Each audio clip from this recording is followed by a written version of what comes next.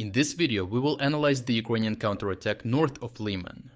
Here, after months of costly assaults, Russian attempts to advance were stopped dramatically by the Ukrainians.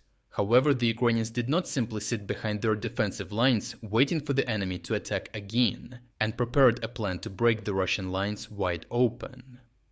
As Russian combat power and offensive capability drained, the Ukrainians maintained an active defense.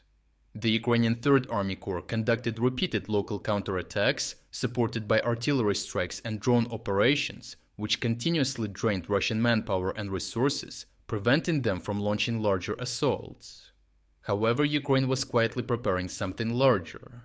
The timing reflects months of preparation, as once Russian advances stalled, Ukrainian commanders gained the opportunity to rotate forces, improve logistics, accumulate reserves, and conduct extensive reconnaissance efforts. At the same time, Ukrainian strikes continued to degrade Russian supply routes over the Zherebets River by targeting pontoon bridges. As a result, by the time Ukrainian forces launched their offensive, Russian formations had already suffered heavy attrition while being stretched across an increasingly vulnerable salient. As you remember, Ukrainians had jump-started their counterattacks by launching a deep breakthrough into the northern part of the Russian salient. Now Ukrainians built on that momentum and quickly retook control of a forest strip to the west of here. This pincer attack cuts off consolidated Russian control over Ridkodub and places Russian soldiers inside in an operational encirclement. However, the assaults did not end there. To the south, Ukrainians conducted a similar pincer maneuver on Russian forces in Chandrikholov, cutting off Russian control of Seredny. While Russian forces in these pockets are not fully encircled, Ukrainian pressure on the rear means that any and all Russian reinforcements sent in are immediately tied down between the Ukrainian pincers. This then allows continuous FPV drone strikes to degrade Russian positions before Ukrainians move in and clear the full area without taking any friendly casualties. Importantly, the Ukrainian Third Army Corps is extensively using ground attack drones to achieve its successes, as seen in various footage from the area. These ground drones allow Ukrainian soldiers at the tip of the pincers to maintain stable supply lines, with these robots being extremely resistant to Russian artillery and mortar fire, and even Russian FPV strikes. Additionally, ground attack drones play a major role in their ground assault operations.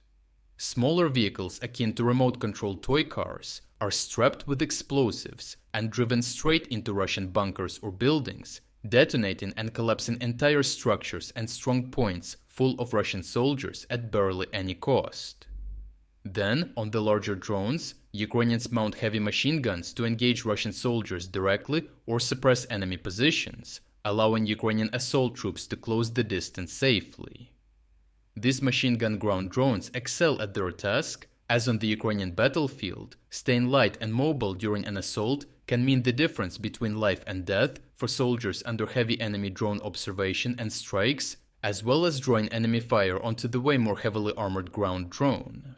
As Ukrainian forces expanded their breakthrough, Russian commanders attempted to rush reinforcements across the Zherebets River to stabilize the front.